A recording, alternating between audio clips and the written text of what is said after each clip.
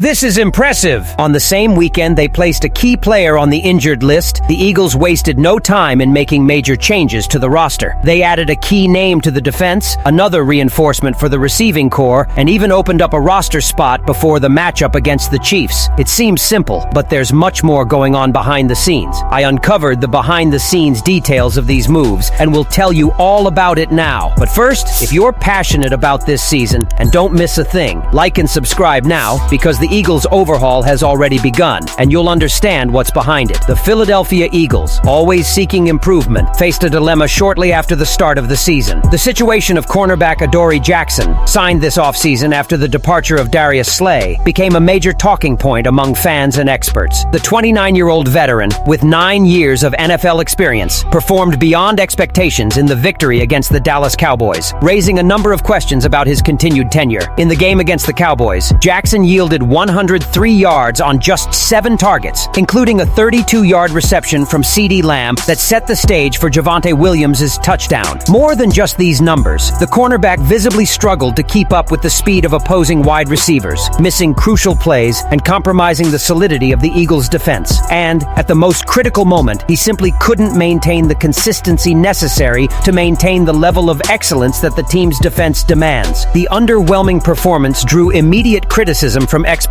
like Caden Steele, who didn't mince words when assessing the situation. Getting a C's on your report card is nothing to be proud of. For him, Jackson's performance in such an important game was alarming, and time must act quickly before the damage becomes irreparable. And now a big question arises. Can the Eagles continue to trust Jackson, or does he pose a threat to the stability of the defense? With an uncertain future ahead, the Eagles face a major dilemma. The pressure on the franchise grows with each game, especially considering the looming challenge against the Kansas City Chiefs and the unbeatable quarterback Patrick Mahomes. Jackson's performance in this upcoming game could be decisive. If he fails to show immediate improvement, his options will begin to run out. Cutting ties with Jackson may be the only way to prevent a defensive weakness from costing the season dearly. After all, with a team that always aims for the top, patience with repeated failures may be in short supply. This is a critical moment for the Eagles, who must make a difficult and quick decision. Keeping Jackson, who has not demonstrated the expected quality so far, may be too risky, especially when facing one of the most lethal quarterbacks in the league. Jackson's future with the team is at stake, and a decision must be made soon after the matchup against the Chiefs. The Eagles may be called upon to look for an alternative solution at the starting cornerback position if Jackson doesn't show significant improvement. What seemed like a good acquisition now becomes a major question mark for the franchise. And if the doubt about Adoree Jackson already raised alarm bells, the front office's response was swift. Seek reinforcements for the secondary.